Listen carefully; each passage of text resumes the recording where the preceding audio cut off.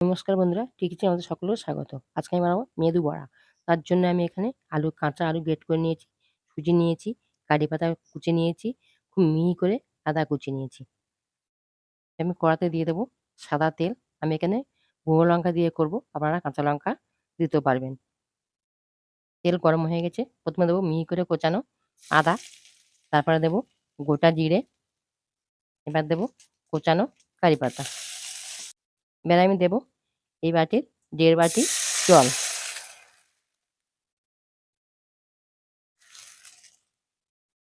এবার দেবো পরিমাণ মতো লবণ, দেবো সামান্য একটু লঙ্কার গুঁড়ো, এবার দেবো চিলি ফ্লেক্স। ঝালটা যে যেমন খাবেন বুঝে দেবেন।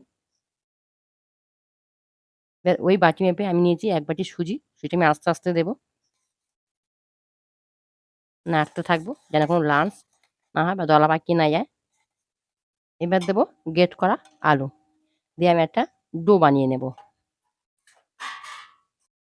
দেখুন এটা আমার হয়ে গেছে। এবার আমি নামিয়ে হালকা ঠান্ডা করব, করে এটা মেখে নেব। দেখুন অনেক ঠান্ডা হয়ে এসছে, এটা আমি খুব ভালো করে মেখে নেব।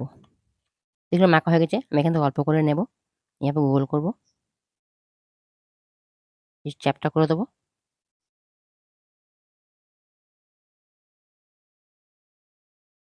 এইভাবে সবকটা আমি বানিয়ে নেব। দেখুন বন্ধুরা, আমার সবকটা বড়া তৈরি করা হয়ে গেছে। আমি কড়াতে তেল বসিয়ে দিয়েছি, তেল আমার গরম হয়ে গেছে। এবার আমি তেলে একটা করে ছেড়ে দেবো, তো উল্টো পাল্টে লাল করে ভেজে তুলে নেব। দেখুন এগুলো আমার হয়ে গেছে, আমি এগুলো তুলে নেব। এইভাবে বাকিগুলো সব আমি ভেজে নেব। দেখুন সব বড়াগুলো আমার ভাজা হয়ে গেছে এবং কত সুন্দর হয়েছে, একদম মচমচে। আওয়াজটা শুনলে বুঝতে পারবেন।